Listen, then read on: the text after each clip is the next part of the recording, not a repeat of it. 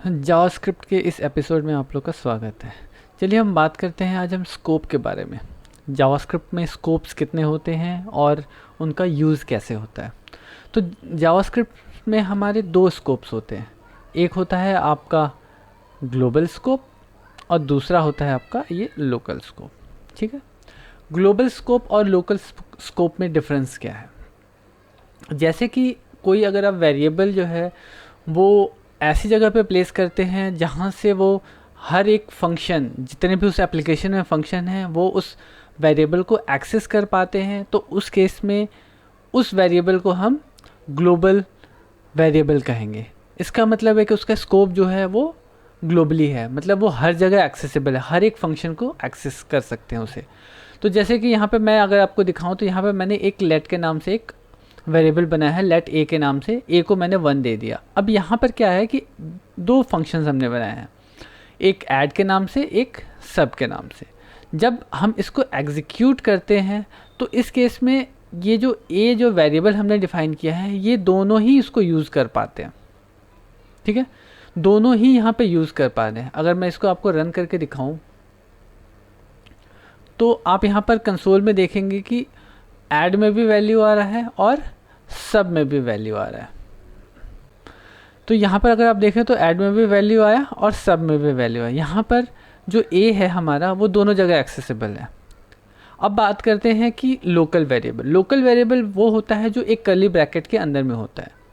जैसे कि यहाँ पर एक कर्ली ब्रैकेट है। इस कर्ली ब्रैकेट के अंदर यहाँ पर मैंने लेट बी के नाम से एक वेरिएबल डिफाइन किया। अब ये वेरिएबल जो है वो लोकल वेरिएबल हुआ। लोकल मतलब कि वो सिर्फ इस फंक्शन में ही एक्सेसिबल है, इस फंक्शन के बाहर इस बी वेरिएबल को एक्सेस नहीं किया जा सकता है।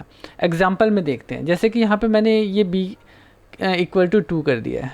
अब यहाँ पर अगर मैं प्लस b करता हूँ तो क्या होगा, आप यहाँ पर रिज़ल्ट देखेंगे। अगर आप यहाँ पर रिज़ल्ट देखेंगे, ये एक्चुअली रन टाइम पे रिफ़्रेश होता रहता है और यहाँ का मेरा कर्ली ब्रैकेट रिमूव हो गया है, जिसकी वजह से ये एरर थ्रो कर रहा है। तो आप इसको अभी इग्नोर कर सकते हैं। यहाँ पर देखते हैं तो यहाँ पर जो वैल्यू है अब आ गया 4।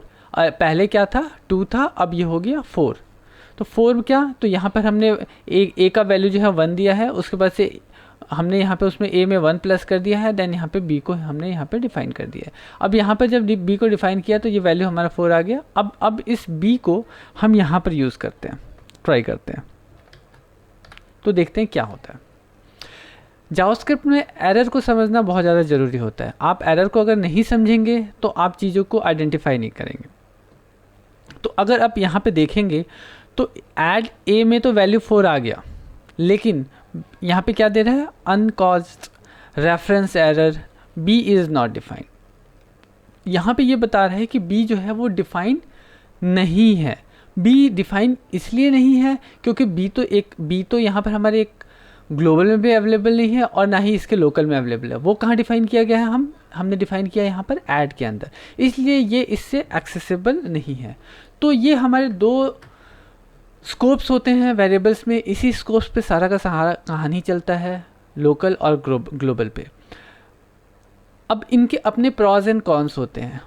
लोकल वेरिएबल जो होता है वो सिर्फ फंक्शंस के अंदर होता है। अगर उस सेम वैल्यू अगर किसी दूसरे वेरिएबल को रिक्वायर्ड होता है तो आपको वहाँ पे दोबारा से डिफाइन करना होता है। ग्लोबल वेरिएबल जो होते हैं वो फंक्शंस के हर जगह एक्सेसिबल होते हैं, वो कहीं भी एक्सेस किए जा सकते हैं और कोई भी फंक्शन जो है उसको ओवरराइड कर सकता है। तो कभी कभी ऐसा होता है कि कोई वेरिएबल में आपने कुछ वैल्यू डिफाइन कर दिया है और वेरिएबल डिफाइन करने के बाद से आप उसको यूज़ कर रहे हैं, मैनिपुलेट कर रहे हैं, कुछ भी कर रहे हैं, लेकिन इन बिटवीन अगर कोई दूसरा फंक्शन है वो अगर उसको ओवरराइड कर देता है तो आपका जो पहला वाला जो फंक्शन था वो माइट बी, जो आपका बिजनेस लॉजिक है उससे कुछ अलग आउटपुट दे देगा। तो ग्लोबल और जो आपका लोकल वेरिएबल है, इसको डिफाइन करने से पहले सोच समझ के डिफाइन करें कि कौन सा आपका ग्लोबल में जाएगा और कौन सा लोकल में जाएगा। ऐसे काफ़ी सारे सिनेरियोज होते हैं जिसमें आप आइडेंटिफाई कर पाएंगे कि ये कोई वेरिएबल जो है वो लोकल में डिफाइन करें या ग्लोबल में।